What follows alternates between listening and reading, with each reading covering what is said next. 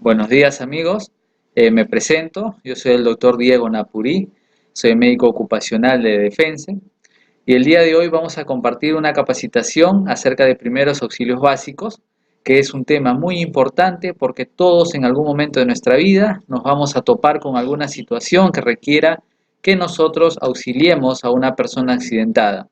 Más aún si es que nos sucede en el hogar, en una reunión familiar, ¿no? O también con motivos laborales, ¿no? A un compañero de trabajo, quizás nosotros podemos salvarle la vida. Entonces, este tema de primeros auxilios es muy importante conocerlo y saber qué hacer en cada situación. Como dice este lema, ¿no? El saber qué hacer permite actuar con seguridad y lo más importante, permite salvar una vida. Para actuar en primeros auxilios solamente basta saber, ¿no? De manera práctica qué es lo que debemos hacer. No es necesario muchas veces tener muchos implementos, simplemente utilizar nuestras manos, nuestra boca y principalmente nuestro conocimiento. Como definición, los primeros auxilios son un conjunto de técnicas que van a permitir la atención inmediata a un accidentado hasta que llegue la asistencia médica profesional, con el fin de que las lesiones que ha sufrido no empeoren.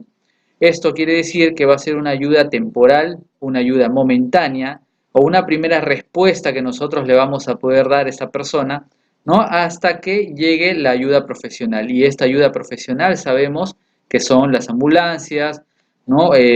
Las cuales se van a llevar al herido a un centro asistencial, ya sea un hospital o una clínica, pero es muy importante lo que nosotros hagamos en ese tiempo, desde que ocurre el accidente hasta que llegue la ayuda profesional.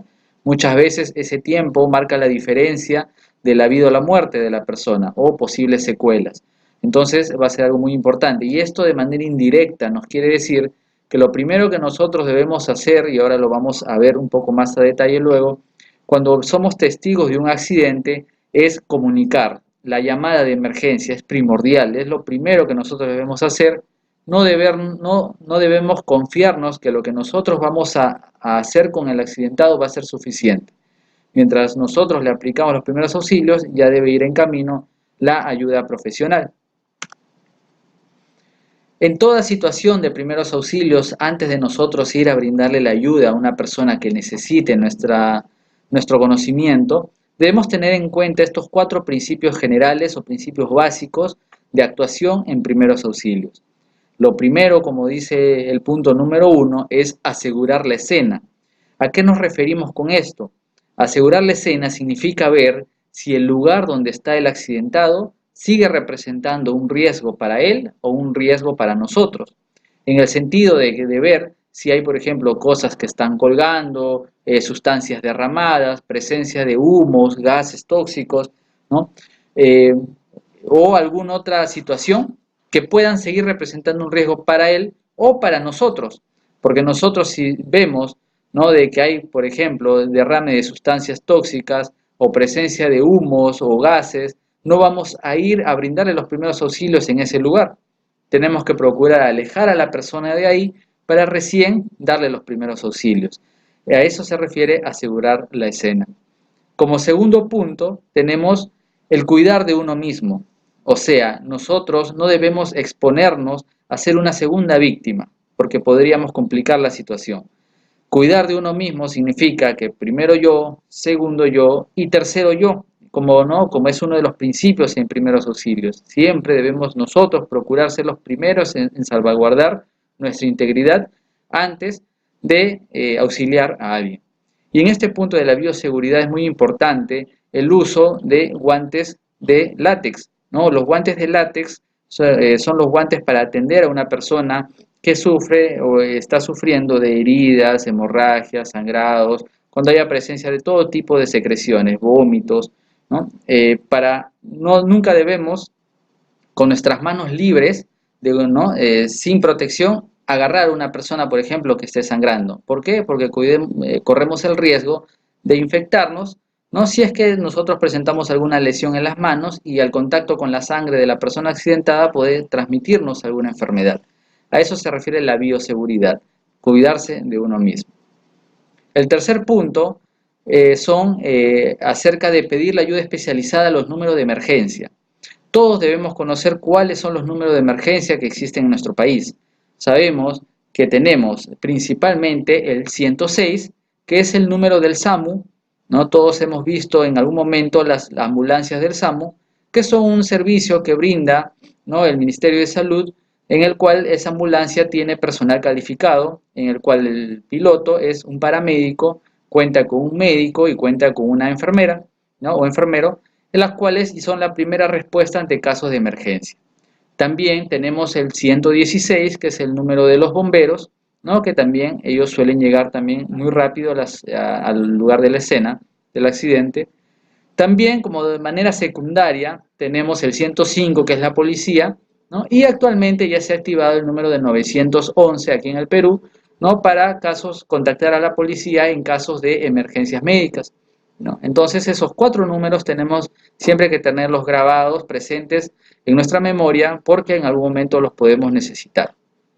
Y el cuarto punto, como principio general, es saber la ubicación y el contenido del botiquín de primeros auxilios, que en todo lugar donde nosotros vayamos, en donde estemos, siempre es necesario saber dónde está un botiquín, porque cuando ocurren los eventos, se pierde tiempo a veces tratando de ubicar el botiquín, cuando de un inicio debemos conocer dónde se encuentra ubicado. Hablando del botiquín de primeros auxilios, hay algunas características que debe tener este, ¿no?, como que debe ser portátil y contener lo necesario o lo mínimo indispensable que, según la norma peruana, que es el Decreto Supremo 018 del 2016, ¿no?, rige para el contenido del botiquín. Todos creo que conocemos ¿no?, las cosas básicas que debe contener un botiquín, que es el alcohol, algodón, agua oxigenada, gasas estériles, apósitos, esparadrapo, vendas elásticas, curitas, guantes y un termómetro para medición de temperatura corporal. Bien, yendo ya a casos, ¿no?, de primeros auxilios que requieren una actuación inmediata, debemos conocer que todo tipo de accidente tiene un tratamiento especial, que lo vamos a ver ahora, caso por caso, casos puntuales, ¿no? Pero en todo tipo de situación hay una medida que se debe ver siempre y evaluar, que es el estado de conciencia del paciente, para ver si la situación es una situación de extrema gravedad o es una situación de urgencias que se puede manejar, ¿no?, con tranquilidad, ¿no? Y para eso es necesario, como les digo, evaluar el estado de conciencia de la persona. ¿Cómo lo evaluamos ello? Nos acercamos a la persona accidentada y levemente haciéndole pequeñas palmadas en los hombros, ¿no?, como a manera de reanimación, le hacemos unas cortas preguntas nada más. Señor, ¿se encuentra bien? ¿Sabe qué pasó? A veces la persona, ¿no?, si está en un estado consciente, no va a saber responder adecuadamente.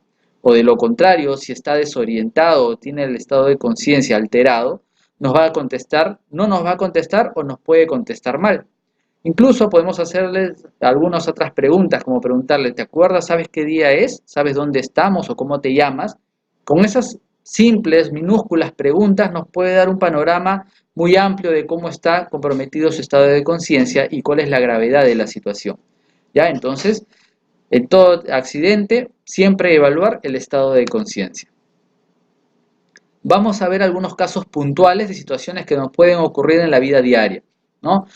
Por ejemplo, los desmayos, o cuyo nombre técnico es la lipotimia, ¿no?, que son unas pérdidas breves del conocimiento que generalmente dura menos de un minuto, pero en donde es muy importante esta característica que describe la diapositiva, ¿no? Se conserva la respiración y el pulso. ¿Y por qué es importante conocer que una persona que sufre un desvanecimiento se conserva su respiración y su pulso? Porque esto nos va a poder diferenciar, ¿no?, de un simple desmayo de un probable infarto o paro cardíaco de la persona, ¿no? Una persona que sufre un desvanecimiento, porque ambos escenarios son bastante similares. La persona puede estar de lo más normal y de un momento a otro empieza a sentirse mal, ¿no?, y se desvanece, se desploma. ¿Cómo diferenciamos qué es un desmayo? Si nos acercamos a la persona y primero le evaluamos la respiración. ¿Cómo evaluar la respiración de una persona? Simplemente podemos acercarnos a su rostro y con nuestra cara poder sentir, poder ver y poder escuchar la respiración de la persona. Podemos ver si su pecho se eleva, quiere decir que está respirando, y si con nuestro rostro podemos sentir y escuchar su respiración, ¿no? Y si esta persona respira, lo siguiente que tenemos que ver es el pulso, ¿no? ¿Cómo podemos evaluar el pulso de una persona que se desvanece? Hay dos maneras, ¿no?, de toma de pulso. La principal, que es poniendo el dedo índice y pulgar, el índice y medio a nivel de lo que se conoce como arteria radial, que está ubicada debajo del dedo pulgar de nuestra mano. A un costado de la muñeca, en este lado, podemos palpar con nuestros dos dedos el pulso de la persona. Podemos sentir claramente el latido del corazón. O la otra manera es poniendo el dedo índice y medio, lo que se conoce como el pulso carotidio, que es en el cuello, al costado de la garganta. Entre la garganta y el músculo que tenemos en el cuello, en ese pliegue, podemos presionar con nuestros dos dedos y podemos sentir claramente el pulso de la persona. No se recomienda evaluar el pulso con el dedo pulgar porque es un dedo grande que tiene una circulación grande, amplia, y nos puede confundir tu pulso con el pulso de la persona accidentada. Simplemente se mide con estos dos dedos. Muy bien, si una persona se ha desplomado y evaluamos que respira y tiene pulso, lo más probable es que solo se trate de un desmayo, lo que no ocurre en los paros cardíacos, que ahora lo vamos a ver más adelante, ¿no?, que si es una situación de real emergencia, que si no actuamos correctamente la persona puede fallecer. ¿Cuáles son las causas más comunes para el desmayo? Son múltiples situaciones, generalmente situaciones de estrés o emociones fuertes. La malnutrición, referido por ejemplo, ¿no?, a personas que vienen a trabajar sin haber tomado desayuno o que tienen un problema de anemia crónica y tienen de repente algún estrés o emoción fuerte y esa malnutrición los predispone a sufrir un desmayo. Permanecer mucho tiempo de pie en una misma posición también es un factor de riesgo, una causa para desmayo, porque la mayor circulación circula pues en la parte inferior del cuerpo y no circula muy bien en la parte de la cabeza o en la zona cerebral. Entonces el cerebro se queda sin mucho oxígeno y puede producirse un desmayo. En cambios bruscos de posición del cuerpo, por ejemplo, si estamos echados o sentados y de manera rápida nos incorporamos o nos paramos, nos puede producir un desmayo. También por golpes de calor o fuertes insolaciones, ¿no?, esa deshidratación que nosotros presentemos, ¿no?, al estar expuestos al golpe de calor nos puede producir, ¿no?, también los desmayos. Entonces, ¿qué podemos hacer ante una persona que tenga un desmayo? Se procura, ¿no?, lo que equivocadamente se solía hacer antes es inmediatamente la persona se desmayaba, le intentábamos dar a oler un poco de algodón con alcohol para intentar que recupere la conciencia, pero en ese momento la persona generalmente está inconsciente, entonces no va a oler bien lo que nosotros le estemos dando. Lo principal ante una persona que se desmaya, como les dije, es porque no le llega suficiente oxígeno al cerebro. Entonces tenemos que hacer que le llegue sangre al cerebro para que recupere la conciencia. ¿Y cómo lo logramos eso? Poniendo a la persona en esta posición, que técnicamente tiene el nombre de posición de Trendelenburg, que consiste en levantar las dos piernas de la persona para hacer que por gravedad la mayor cantidad de flujo de sangre circule hacia su cabeza o hacia su cerebro. Y de esta manera el cerebro va a conseguir oxígeno y va a ir reaccionando, la persona va a ir despertando. ¿Ya? Entonces, una vez que empieza a despertar, recién le podemos dar a oler un poco de algodón con alcohol, ¿no?, hasta que despierte completamente. Simplemente eso con los desmayos. El segundo caso puntual que vamos a ver es, por ejemplo, en las convulsiones. Nosotros no sabemos si en el lugar de trabajo o en el lugar donde estemos, si algún amigo familiar a veces sufre de algunas enfermedades como por ejemplo la epilepsia, ¿no? Y quizás no ha tomado su tratamiento, se olvidó de tomarlo y empieza a convulsionar en el lugar donde nosotros nos encontramos. Las convulsiones sabemos que son unas pérdidas breve del conocimiento, en donde el cuerpo se va a poner rígido y los brazos y las piernas se van a mover de forma brusca y irregular. Creo que la mayoría en algún momento hemos visto una convulsión, ¿no?, en donde la persona empieza a moverse de manera fuerte y rápida, ¿no? ¿Cuáles son las principales causas para las convulsiones? Como les mencioné, puede ser la epilepsia, Puede ser situaciones ¿no? Secundarias a alguna enfermedad en donde te disminuye el sodio, la glucosa en la sangre y empieza a convulsionar, o algunas infecciones cerebrales como meningitis o algunas otras que también te pueden producir algunas convulsiones.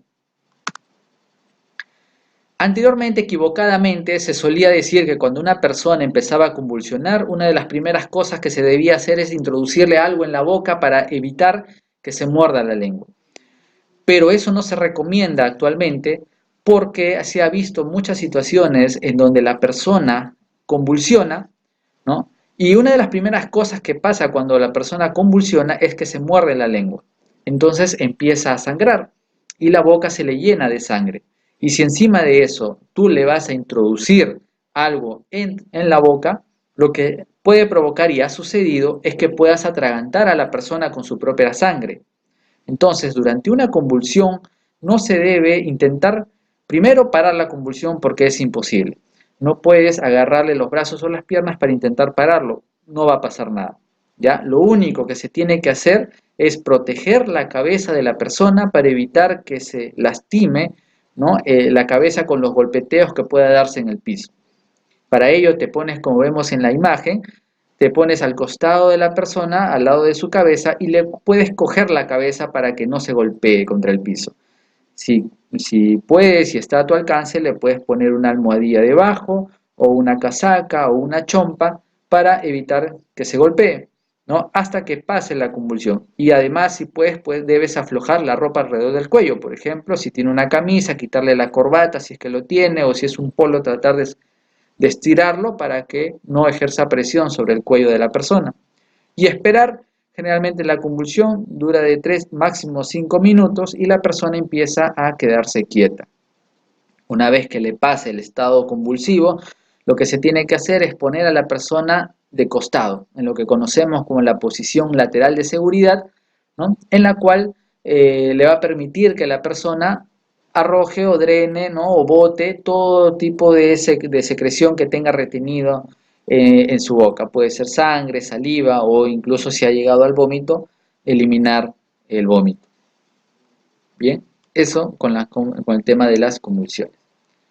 El siguiente punto que vamos a ver es acerca de las heridas y hemorragias. Todos sabemos que es una herida, ¿no? Que por definición es la rotura de la piel producida por un agente traumático y que como consecuencia produce una hemorragia. Es importante conocer que hay 4 tipos de heridas, ¿no? El primero es las heridas contusas o las heridas por golpe, producidas por un objeto contundente. Cuando ocurre este tipo de heridas, principalmente en zonas de la cabeza, no debemos evitar recostar completamente a la persona, porque ese golpe le puede haber producido una hemorragia interna que al momento de nosotros acostar a la persona se podría atragantar con su sangre.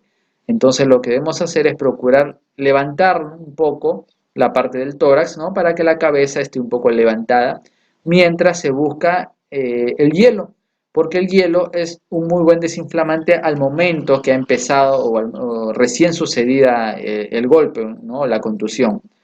Sabemos que el hielo tampoco se aplica directamente en la piel porque el hielo quema la piel, siempre debe estar envuelto en alguna tela o en algo que lo cubra del contacto directo con la piel.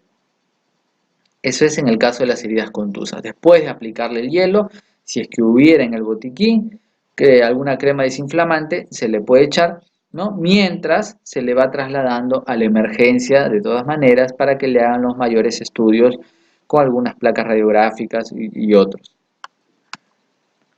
El segundo tipo de heridas, que son las heridas cortantes producidas por objetos filosos, en la cual es muy importante aquí ver la profundidad de la herida. Si es una herida superficial, puede simplemente parar haciendo el proceso de presión sobre la herida con una gasa, que ahora lo vamos a explicar un poco con más detalle. Y si esa herida para de sangrar, simplemente es que ha sido una herida superficial y no necesita mayor cosa más que una curación y taparlo con una gasa. Pero por el contrario, si es una herida profunda, muchas veces con la presión no va a parar y se va a necesitar la colocación de puntos de sutura, ¿no? Entonces ahí lo que nosotros podemos hacer como primeros auxilios es simplemente llevar a la persona presionando la herida con una gasa o un apósito hasta que ya llega al centro de emergencia donde le van a hacer el tratamiento de la suturación de la herida. El tercer tipo de heridas, tenemos las heridas abrasivas o erosivas, ¿no? Los clásicos raspones, cuando hay un rozamiento de la piel contra superficies ásperas, como cemento, asfalto, ¿no? O paredes rugosas. Estas heridas suelen provocar sangrado, ¿no? Y vamos a ver cómo se procede con la curación de una herida sangrante, ¿no? Y el cuarto tipo de heridas, que son las heridas punzopenetrantes causadas por un instrumento agudo, ¿no? Que puede ser un arma blanca, por ejemplo. En este tipo de situaciones nunca se debe intentar retirar el objeto incrustado, porque al momento de retirarlo del cuerpo lo que podemos provocar es que haya un mayor daño del que pudo hacer al momento de ingresar. Muchos hemos visto situaciones donde han llegado personas a la emergencia con el objeto incrustado y eso debe ser así. En la emergencia recién se le puede retirar el objeto. Lo único que debemos procurar ahí es tratar de estabilizar, ¿no?, el objeto incrustado para que no se esté moviendo y pueda lastimar aún más órganos internos. Más que eso no podemos hacer. Entonces, cuando hay heridas que sangran, ¿no?, la principal técnica para curar o evitar o parar un sangrado es la presión. Simplemente haciendo una presión directa sobre la herida. Previo a eso, como les mencioné, el tema de la bioseguridad. Tenemos que colocarnos un par de guantes, cogemos gasa del botiquín, en el botiquín siempre va a haber gasas estériles, y hacemos una presión directa sobre la herida. Una presión entre 5 a 10 minutos y esa herida casi siempre va a cerrar, ¿no? Va a dejar de sangrar, ¿no? Porque ya empiezan a formarse internamente en la herida los coágulos, ¿no?, que va a evitar ya que haya mayor salida de sangre. Salvo en el caso de algunas enfermedades puntuales, ¿no?, enfermedades de la sangre, que no se va a formar fácilmente ¿no?, los trombos, que son aquellos que evitan que haya salida de sangre, ¿no? Son los que tapan la salida de sangre, pero es raro, ¿no? En la mayoría de situaciones, la herida haciendo una presión de 10 minutos va a cerrar, ¿ya? Lo otro que se recomienda es, por ejemplo, si es que la herida es en el brazo, levantar el brazo, ¿no?, para evitar que haya demasiado flujo de sangre hacia esa zona y también disminuya la salida de sangre. Igual si es en las piernas, echar a la persona y levantarle la pierna para evitar que haya demasiada salida de sangre, ¿no? Temas por gravedad, ¿no? Bien, entonces, como les había dicho, en el tema de las hemorragias se debe aplicar presión directa sobre la herida con un apósito, que es una gasa gruesa que también puede haber en el botiquín.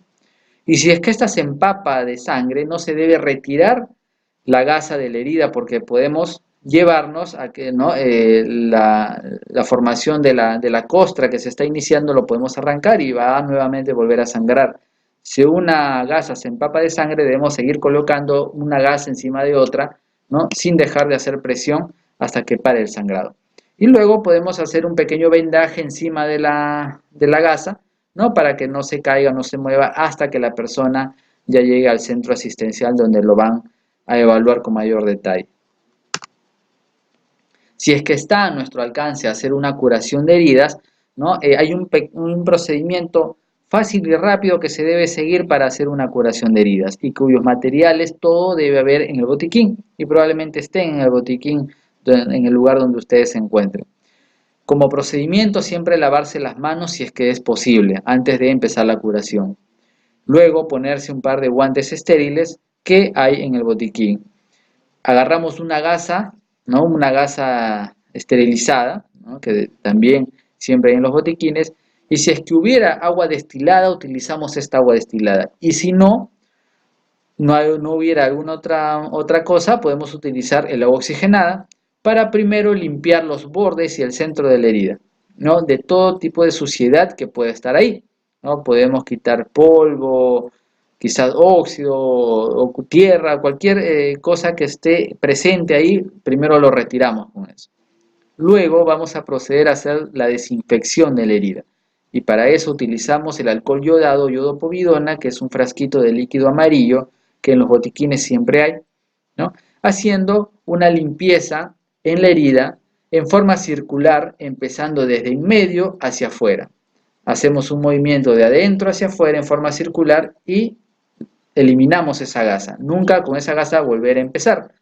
Cogemos otra gasa con un poco más de alcohol yodado y nuevamente el mismo movimiento de adentro hacia afuera en zonas en manera circular y eliminamos esa gasa. Posteriormente la herida va a quedar pintada de un color amarillento que es del yodo y lo tenemos que retirar. Para ello agarramos una gasa con agua destilada o agua oxigenada si hubiera y retiramos la yodopovidona impregnada en la piel, ¿no? Haciendo el mismo movimiento de adentro hacia afuera en zona de manera circular y lo eliminamos. Una vez quitado el yodo de la piel o de la herida, debemos secarlo con una gasa limpia y luego cubrimos la herida con otra gasita y le pegamos el esparadrapo encima. Simple para el tema de la curación de heridas que se hace posterior al control de la hemorragia.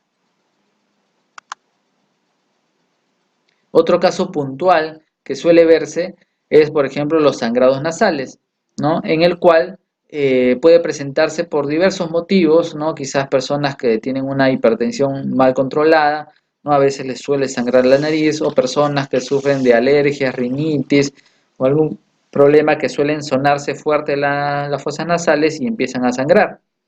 Antes, ¿no? Se solía recomendar que cuando una persona sangraba, lo primero que le decíamos es inclina la cabeza hacia atrás de esta manera, ¿no? Para que se le pase el sangrado. Pero eso no está recomendado porque ha sucedido situaciones en las cuales las personas se han llegado a tragar su sangre, ¿no? Porque hay circulación de la sangre, ¿no? De la parte de la nariz hacia la vía respiratoria y eso te puede atragantar, te puede asfixiar. O también, ¿no? La sangre se venía por la boca y la persona se asustaba porque pensaba que estaba escupiendo sangre o botando sangre por la boca cuando era simplemente un sangrado que partía de la zona nasal. Entonces, lo único que se recomienda cuando una persona tiene sangrado de la nariz es inclinar a la persona hacia adelante, nunca con la cabeza hacia atrás, siempre hacia adelante, y hacer una presión tipo pinza con el dedo pulgar y el dedo índice alrededor del tabique nasal, ¿no? Un poco en la parte de arriba, por donde nace la nariz, hacer una presión de 10 minutos y esa presión va a hacer que el sangrado pare, excepto algunas situaciones puntuales de algunas enfermedades de la sangre, como les mencionaba en el caso de las heridas, que el sangrado va a ser difícil de controlar y ahí sí inmediatamente se tiene que trasladar a la persona a un centro asistencial, ¿no? Para que reciba un tratamiento más específico. Pero en la mayoría de situaciones solamente la compresión de la nariz va a hacer que el sangrado pare. Cuando una persona sangra de la nariz, mientras está sangrando nunca se le debe intentar meter gasas dentro de la nariz, ni algodón, ni nada, ¿no? Porque puede provocar mayor problema, ¿no? Una vez que para el sangrado, recién podemos proceder a limpiar levemente, suavemente las fosas nasales, si es que hubiera coágulos o restos de sangre que dificulten la respiración. ¿Ya? Simplemente eso con el tema de los sangrados. El siguiente punto a tocar son las quemaduras, ¿no? Siempre nos vamos a topar con una quemadura. Es importante ver que hay 3 grados de quemadura. Las quemaduras de primer grado, que son las quemaduras superficiales, los clásicos enrojecimientos de la piel, ¿no? En las cuales acá no hay mucho problema porque luego esa piel se renueva, se regenera, ¿no? Y la quemadura pasa al olvido. En la quemadura de segundo grado sí hay una destrucción un poco más fuerte o una destrucción más profunda de la piel, ¿no? En la cual se compromete pues ya la capa más superficial que es la epidermis y la de abajito que tenemos debajo de la piel que es la dermis. Y como compromete ya más profundamente la piel, se caracteriza por la presencia de ampollas, ¿no? Cuando hay presencia de ampollas hablamos de una quemadura de segundo grado y estas ampollas sabemos que luego se pueden reventar y ser un foco infeccioso.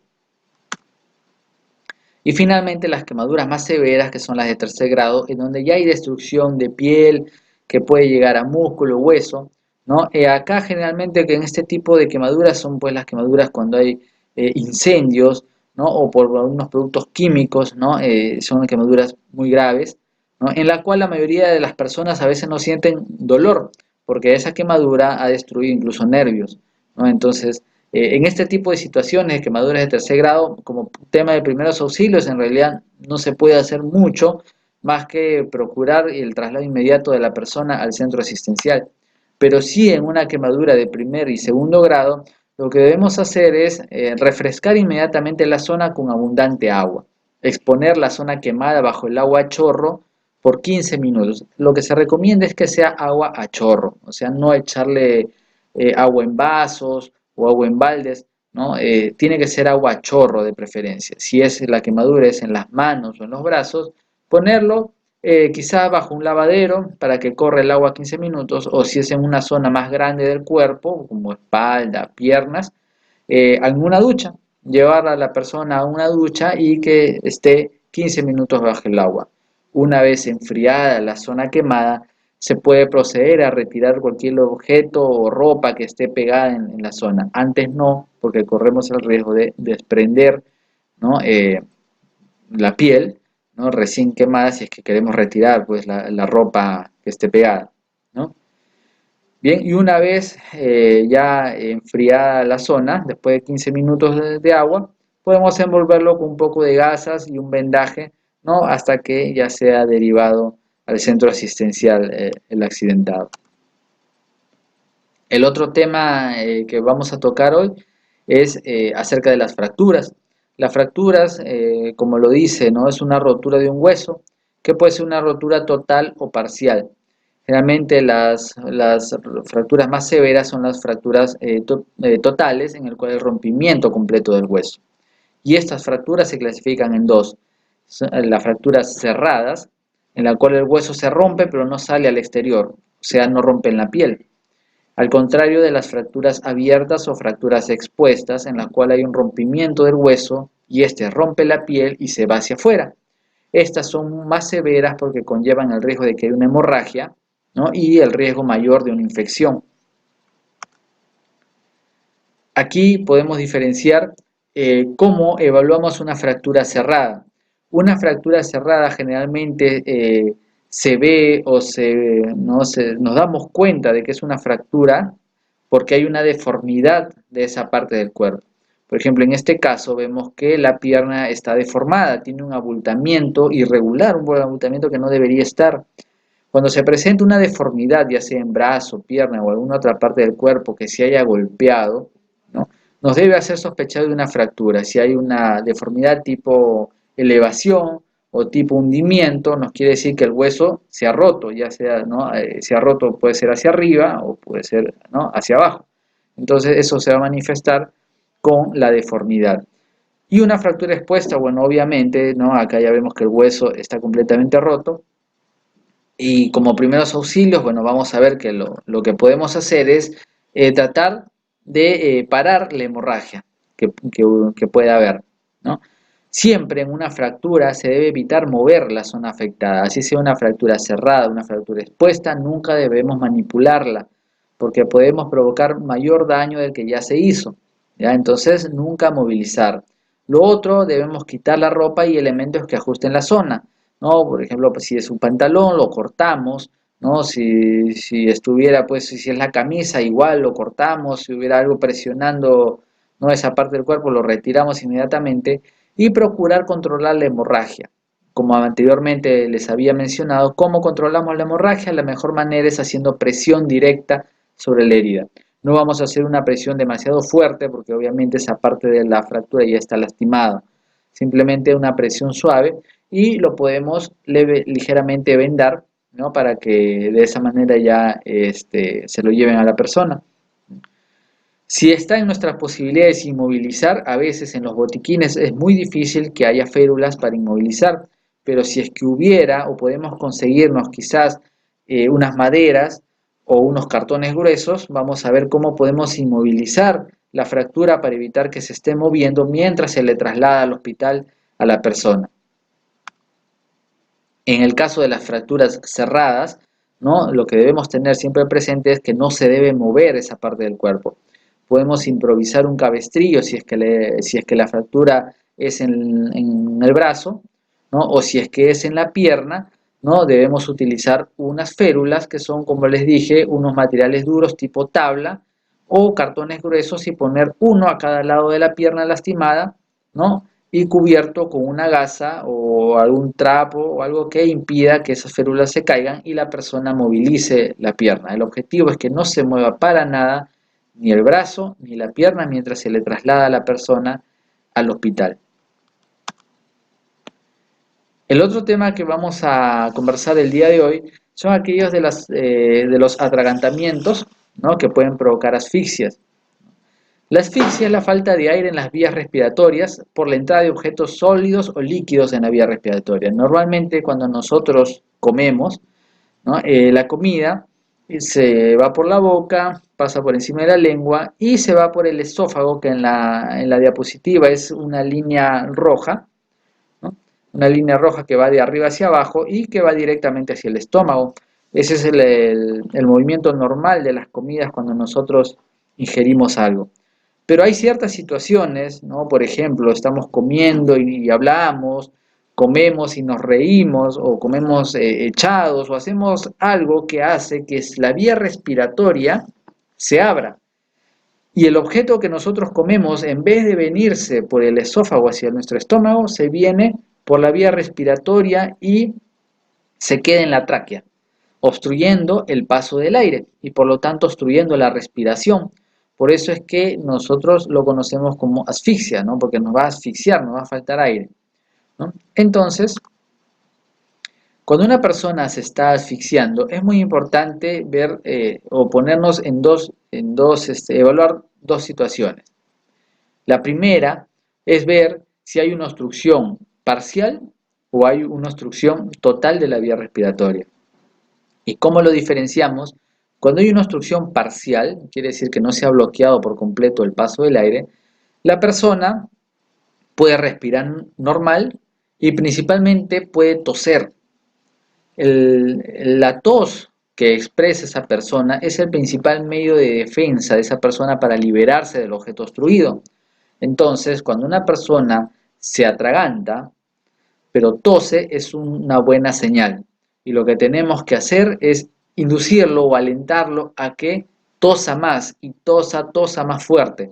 Esa tos va a hacer que por fuerza el objeto pueda salir desprendido, ¿no?, de lo que está obstruyendo la vía respiratoria, salga hacia afuera. Muy por el contrario, cuando una persona se atraganta y este objeto bloquea por completo el paso del aire, es muy notorio. ¿Por qué? Porque en primer lugar la persona se desespera. Y esta desesperación es diferente a una persona que simplemente algo se le obstruye, pero sí puede hacer ruidos, sí puede toser o sí puede hablar incluso, ¿no?, que sí puede respirar. La persona que tiene una obstrucción total se va a desesperar, va a llevarse la mano a la garganta, ¿no? Puede empezar a cambiar de coloración, poniéndose incluso ya azul por la falta de oxígeno, ¿no? Y lo principal es que no puede toser y no puede hacer ningún tipo de ruido. Aquí sí es necesario aplicar la maniobra de reanimación que se llama la maniobra de Heimlich. La maniobra de Heimlich, ¿no?, lo voy a describir con esta presentación, ¿no?, en la cual nosotros como rescatadores nos ponemos detrás de la persona accidentada, ubicando un puño de la mano a la altura de la boca de su estómago. Bien, luego con nuestra otra mano vamos a manera de abrazo, envolver el puño que ya hemos formado, ¿no? Y a continuación vamos a proceder a hacer los movimientos que van a permitir que el objeto obstruido salga desprendido. Y esos movimientos son dos movimientos en uno. Un movimiento hacia nosotros y hacia arriba. Un movimiento adentro y arriba. Ese movimiento de adentro y arriba aplicado en la boca del estómago de la persona va a hacer que el objeto pueda salir desprendido de la vía respiratoria y la persona pueda volver a respirar con normalidad. Bien. En algunas situaciones especiales, como por ejemplo en niños pequeños, que a veces se atoran, ¿no?, por algo que se introduce en la boca, como puede ser canicas, puede ser, no sé, algunos alimentos, uvas quizás, ¿no? Entonces, y se atoran, ¿no? Lo que debemos hacer es ponerlo, como vemos en la imagen de la izquierda, de manera oblicua, inclinado hacia abajo, sobre uno de nuestros antebrazos. Para mayor apoyo podemos ponerlo en nuestro muslo y a continuación procedemos a hacer pequeñas palmadas en la espalda de la persona entre sus omóplatos, ¿no?, ligeras palmadas con el talón de la mano, que es esta zona, para hacer que el objeto resbale y se salga de su vía respiratoria. ¿Bien? O lo otro, por el contrario, por ejemplo, ¿no? En situaciones de personas embarazadas, no podemos hacerle la maniobra de Heimlich sobre la boca del estómago, obviamente, ¿no? Porque no se va a poder. Lo que tenemos que hacerlo es sobre su esternón. El esternón es el huesito que tenemos en medio del pecho, y ahí en la parte inferior del esternón le hacemos la maniobra de Heimlich. ¿Qué hacemos si nos pasa a nosotros si estamos solos? Debemos ubicar el respaldar, ¿no?, de una silla o el borde de una mesa haciendo los mismos movimientos de la maniobra de Heimlich, ¿no?, pero a nosotros mismos sobre la boca de nuestro estómago, ¿bien?, por encima del ombligo, y ahí hacemos los movimientos o las presiones para hacer que el objeto que nos está obstruyendo la respiración salga desprendido.